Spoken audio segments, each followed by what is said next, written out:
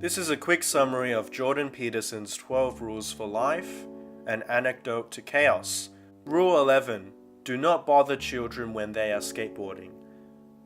Allow children to seek and do dangerous things like skateboarding, for it helps them confront and order the world in such a way that produces competence and confidence. We as humans are hardwired to enjoy risk and uncertainty, allowing optimization of performance in a skill. Overprotection would lead individuals to be unable to handle the uncertainty and would also lack independence. There is a dark side to everything we do, according to Freud and Jung.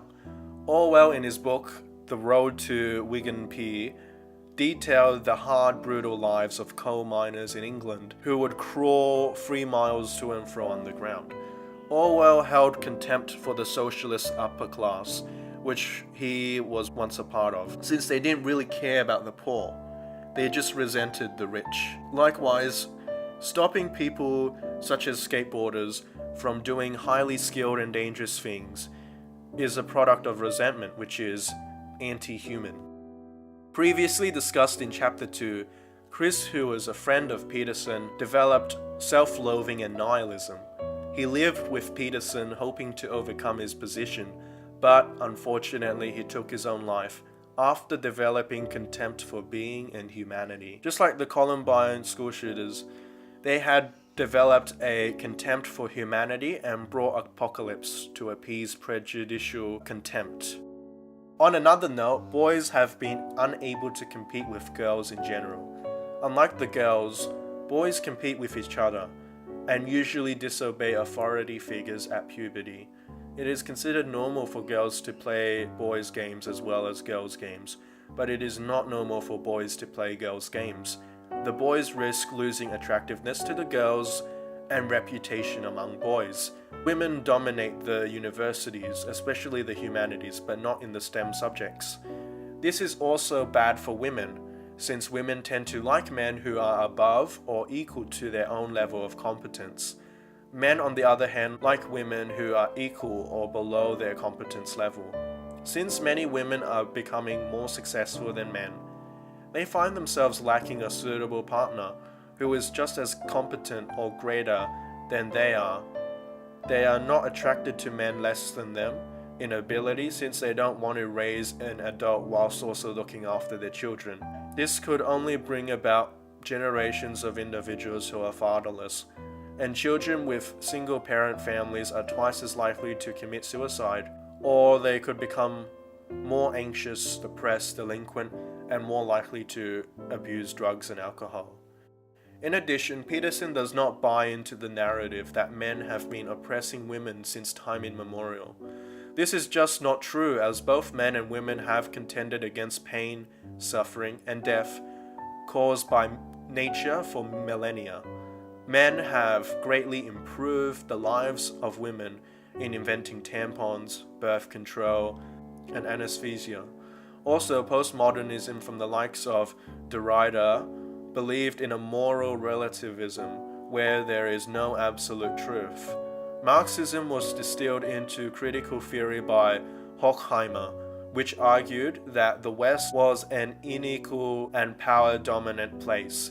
Derrida created the Neo-marxist critique, whereby everything from economies to culture was a tool of oppression by the rich, and perceived every hierarchy as power structures where some are included and others excluded. These ideas have consequences, leading to the deaths of tens of millions where they had been enacted in the communist world. This critique of everything of the postmodern and neo-Marxists have led to some horrifying things, such as the questioning of the very structures that maintain functioning civilization, like the competence hierarchy, and even questioning empirical science by stating science as a tool of those in power. The social-constructivist argument for gender are silly ideas that count little in reality.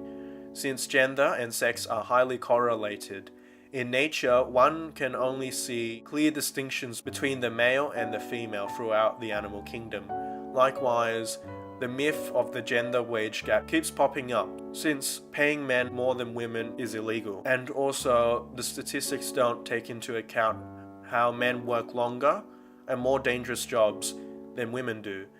And also, women take time to look after their children. Moreover, boys are biologically more aggressive than girls, as part of their biology to strive for competition and self-protection. Those who aren't able to regulate their temperament after infancy risk becoming unpopular and are despised by peers, turning into outcasts.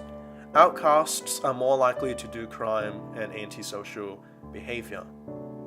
Compassion can also be a vice, as emphasized in the archetype of the terrible Oedipal mother, a mother who is too overprotective and trades the child's independence in order to take care of their children forever, only produces a monster who is unable to look after themselves.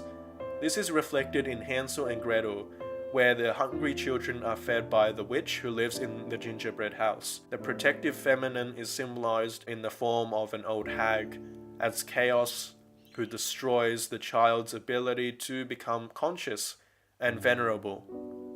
This ends up devouring the children as they cannot adapt and become too dependent. Peterson recounts the time he worked for a railway construction, where there were a lot of Canadian natives who were much tougher than European Canadians. They do little games to annoy and test each other to show character. One time, a soft individual came working and bought an expensive lunchbox and was mocked for it. He became the target of bullying by others since he wasn't able to adapt to the games being played, and eventually never came back after a rock was thrown at his head. There is a code of behavior that shows which men should be given respect.